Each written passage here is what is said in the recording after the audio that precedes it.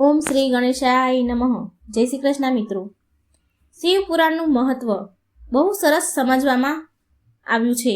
સરસ સમજાવ્યું છે ભગવાન શિવે કે આ 10 નિયમોનું જો જીવનમાં પાલન કરે વ્યક્તિ તો એના જીવનમાં ક્યારેય દુઃખ મુશ્કેલીઓ નથી આવતા.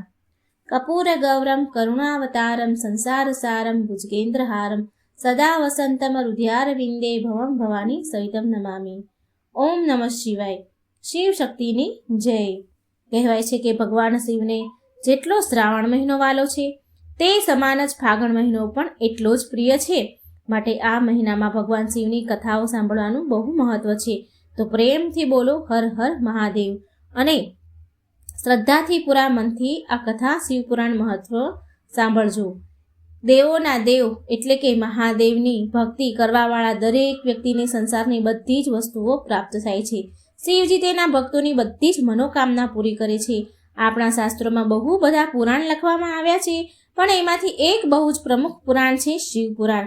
શિવપુરાણ અનુસાર નિયમિત રૂપથી ભગવાન શિવની પૂજા, શિવલિંગની પૂજા કરવાવાળા વ્યક્તિને જીવનમાં દુઃખોનો સામનો કરવાની ભગવાન શક્તિ આપે છે અને સુખ સમૃદ્ધિ આપે છે.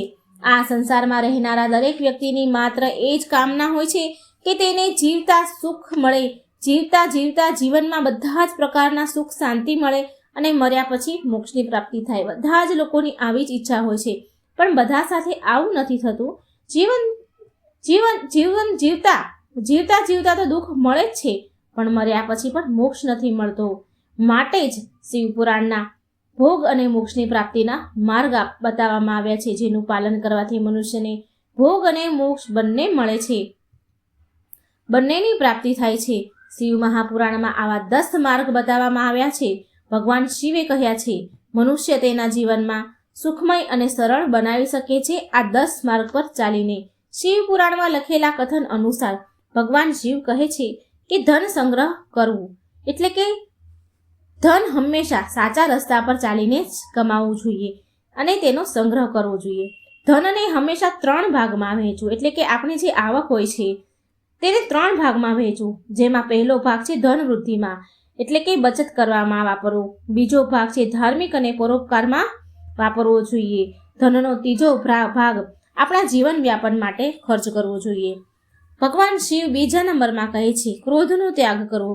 ક્રોધ વ્યક્તિનો સૌથી મોટો દુશ્મન છે. પોતાના ક્રોધ અને આવેશમાં આવીને આપણે એ વાત બોલી જઈએ છીએ, એવા શબ્દ બોલી જઈએ છીએ કે જેનાથી પછી સમય જતાં આપણને પછતાવો જ રહે છે એ વાતનો. માટે ક્રોધ ક્યારેય ન કરવો જોઈએ અને ના ક્રોધ ઉત્પન્ન કરવાવાળા શબ્દ વચન બોલવા જોઈએ. ક્રોધથી વિવેક નાશ પામે છે અને વિવેકના નાશ પામવાથી જીવનમાં કેટલાય સંકટ સમસ્યા ઊભી થાય છે. ત્રીજી વાત છે ભોજનનો ઉપવાસ એટલે કે ઉપવાસ કરવાનો. કહે છે ભગવાન શિવ જેવી રીતે ભોજન કરવાથી શક્તિ મળે છે એવી જ રીતે વ્રત કરવાથી પણ શક્તિનો સંચાર થાય છે. માટે અઠવાડિયામાં 1 વાર તો વ્રત કરવું જોઈએ, ઉપવાસ કરવો જોઈએ. અને જો આવું ન થઈ શકે તો શાસ્ત્રોમાં શિવરાત્રિના વ્રતનો વિશેષ મહત્વ આપવામાં આવ્યું છે. શિવરાત્રિનું વ્રત વિશેષ માનવામાં આવ્યું છે.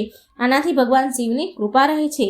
શિવરાત્રિનું વ્રત કરવાથી વ્યક્તિને ભોગ અને મોક્ષ બંને પ્રાપ્ત થાય છે અને મહાન પુણ્યની પ્રાપ્તિ થાય છે.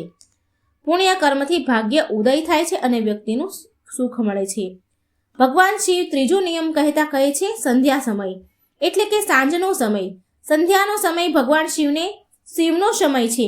આ સમયે શિવજી એમના ત્રીજા નેત્રથી 3 લોકને જુએ છે અને શિવજી તેમના નંદી અને ગણો સાથે ભ્રમણ કરી રહ્યા હોય છે. માટે આ સંધ્યા સમયે વ્યક્તિએ સંકલ્પ કરવા જોઈએ, પૂજા પાઠ, સત્સંગ કે દાન પુણ્ય કરવા જોઈએ. સંધ્યા કાળમાં જો કોઈ વ્યક્તિ કટુ વચન બોલે છે, કુવેણ બોલે કે ક્રોધ કરે છે તો તે વ્યક્તિ પાપનો ભાગીદાર બને છે. ભગવાન શિવ 5મો માર્ગ બતાવતા કહે છે સત્ય બોલવું. સત્ય બોલનાર વ્યક્તિનો હંમેશા વિજય થાય છે. સત્ય બોલનાર વ્યક્તિનું ચિત્ત શાંત રહે છે અને અસત્ય બોલનારા વાળાનું ચિત્ત અશાંત વિચલિત રહે છે. અસત્ય બોલવું કે અસત્યનો સાથ આપવો તે સૌથી મોટો અધર્મ છે.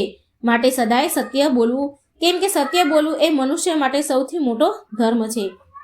ભગવાન શિવ 6ઠો માર્ગ બતાવતા કહે છે નિષ્કામ કર્મ, નિસ્વાર્થ કર્મ. દરેક વ્યક્તિને તેના કર્મ કરવા પર ધ્યાન આપવું જોઈએ, તેના થવાના પરિણામ પર નહીં. એટલે કે જે કાર્ય કરે છે એ કાર્ય પર ધ્યાન આપો. એ કાર્ય કર્યા પછી એના પરિણામ પર ધ્યાન ના આપો. જો આપણે કાર્ય કરતા પહેલા જ પરિણામ વિશે ચિંતા કરવા લાગીએ તો કાર્ય ક્યારેય સારી રીતે સફળ ન થાય, સંપન્ન ન થઈ શકે. માટે કાર્ય પૂરા મનથી કરો, પરિણામ ભગવાન પર છોડી દો. નિષ્કામ નિસ્વાર્થ ભાવથી કરેલું કર્મ જ આપણને સફળતાના માર્ગ પર લઈ જાય છે. આપણે અનાવશ્યક ભગવાન શિવ 7મો માર્ગ બતાવતા કહે છે કે આપણે અનાવશ્યક વસ્તુનો ત્યાગ કરવો જોઈએ. એટલે કે જે જરૂર નથી એવી વસ્તુની ઈચ્છા ન રાખવી, કેમ કે આપણી જરૂર વગરની ઈચ્છા જ આપણો સૌથી મોટા દુઃખનું કારણ બની જાય છે. મનુષ્યની અનૈતિક ઈચ્છાઓ ક્રોધ, કામ, ઈર્ષા અને અહંકારને જન્મ આપે છે. અનૈતિક ઈચ્છા આપણા મનને વ્યાકુળ કરે છે. જે વ્યક્તિ બિનજરૂરી ઈચ્છાના જાળમાં ફસાઈ જાય છે તો તેનું જીવન નષ્ટ થઈ જાય છે. માટે બિનજરૂરી ઈચ્છાઓનો ત્યાગ કરવાથી મહાસુખની પ્રાપ્તિ થાય છે. ભગવાન શિવ 8મો માર્ગ બતાવતા કહે છે મોહનો ત્યાગ. મોક્ષની પ્રાપ્તિ માટે સાંસારિક મોહ માયાનો ત્યાગ જરૂરી છે. આ દુનિયામાં દરેક મનુષ્યને કોઈને કોઈ પરિસ્થિતિ, કોઈ વસ્તુ કે કોઈ વ્યક્તિથી મોહ થઈ જાય છે અને આ મોહ ભય અને પીડાને જન્મ આપે છે. મોહમાં મનુષ્ય વિવેકને જાગૃત નથી થવા દેતો. માટે મોહ માયાનો ત્યાગ કરવો જરૂરી છે. ભગવાન શિવ 9 નંબરમાં કહે છે, 9મો માર્ગ બતાવતા કહે છે સકારાત્મક કલ્પનાના વિચાર. ભગવાન શિવ કહે છે કે કલ્પના જ્ઞાન કરતાં પણ વધારે મહત્વ રાખે છે. જે વ્યક્તિ જેવો વિચાર અને કલ્પના કરે છે તે તેવો બની જાય છે. આના માટે ધ્યાન કરવું અને સકારાત્મક વિચાર રાખવા, અને જ્યારે કરો ત્યારે સારી કલ્પના જ કરો. નંબર 10નો માર્ગ બતાવતા ભગવાન શિવ કહે છે પશુ નહીં આદમી બનો, મનુષ્ય બનો. શિવજી કહે છે જો મનુષ્યનો જન્મ લીધો જ છે તો મનુષ્ય જેવો વ્યવહાર કરો.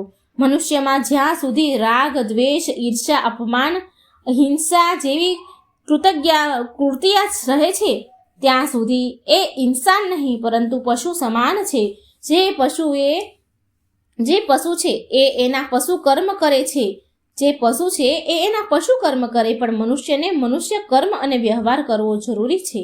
જો વ્યક્તિ શિવ પુરાણમાં લખેલી આ 10 વાતો પર ધ્યાન રાખે, અમલ કરવા લાગે તો ભગવાન શિવનો આશીર્વાદ સદાય એ વ્યક્તિ પર રહે છે અને એ વ્યક્તિનું જીવન સફળ થઈ જાય છે અને અંતમાં મોક્ષની પ્રાપ્તિ થાય છે.